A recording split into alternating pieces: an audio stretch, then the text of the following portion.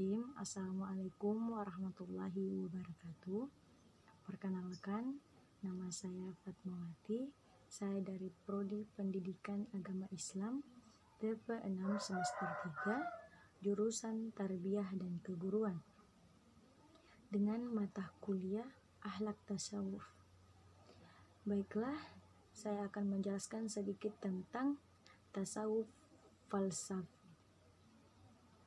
Tasawuf falsafi adalah tasawuf yang ajaran-ajarannya memadukan antara visi mistis dan visi rasional. Adanya pemaduan antara tasawuf dan filsafat dalam ajaran tasawuf filosofis ini mengakibatkan ajaran tasawuf ini bercampur dengan ajaran filsafat di luar Islam, seperti Yunani, Persia, India, dan agama Nasrani. Akan tetapi, orisinalitas sebagai ajaran tasawuf tidak hilang sebab para pendirinya tetap mempertahankan kemandirian ajaran mereka. Tasawuf falsafi adalah tasawuf yang ajaran-ajaran dan konsepsinya disusun secara mendalam dengan bahasa-bahasa yang simbolik filosofis, sehingga tidak heran apabila mayoritas sufi yang mempunyai paham tasawuf ini mengalami sikap ekstasi, kemabukan spiritual, dan mengeluarkan statement yang terkesan tidak awam, seperti yang diucapkan Al-Hallaj dengan slogan Ana al-Haq. Tokoh-tokoh lainnya antara lain Abu Yazid Al-Bustami, Al-Hajj, Ibnu Arabi, Al-Jilli, dan sebagainya. Tasawuf falsafi adalah sebuah konsep ajaran tasawuf yang mengenal Tuhan, makrifat, dengan pendekatan rasio, filsafat, hingga menuju ke tingkat yang lebih tinggi. Bukan hanya mengenal Tuhan saja, makrifatullah, melainkan yang lebih tinggi dari itu, yaitu wihdatul wujud, kesatuan wujud. Para sufi falsafi memandang bahwa manusia mampu naik ke jenjang persatuan dengan Tuhan yang kemudian melahirkan konsep mistik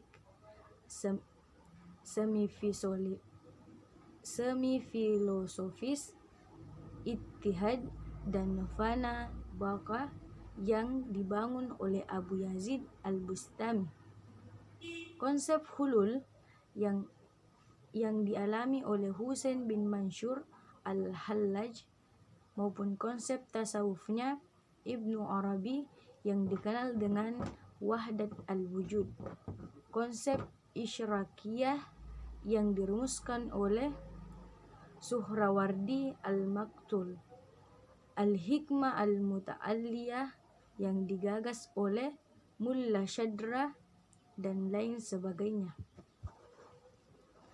Adapun ajaran pokok tasawuf falsafi, yang pertama itu ada fana dan baqa, yang kedua ittihad, yang ketiga hulul, dan yang keempat wahdatul wujud.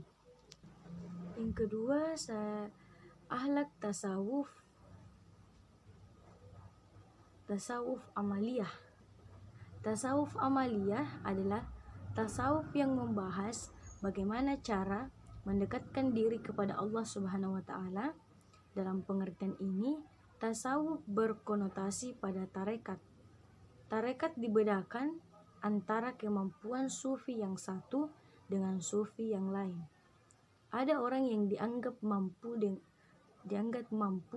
dan tahu cara mendekatkan diri kepada Allah, dan ada orang yang memerlukan bantuan orang lain yang dianggap memiliki otoritas.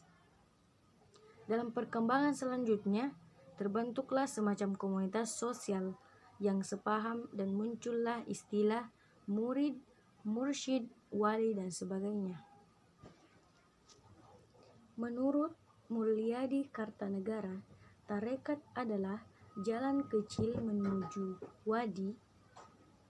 Kadang jalan tersebut tertutupi oleh pasir yang bertiup sangat kencang.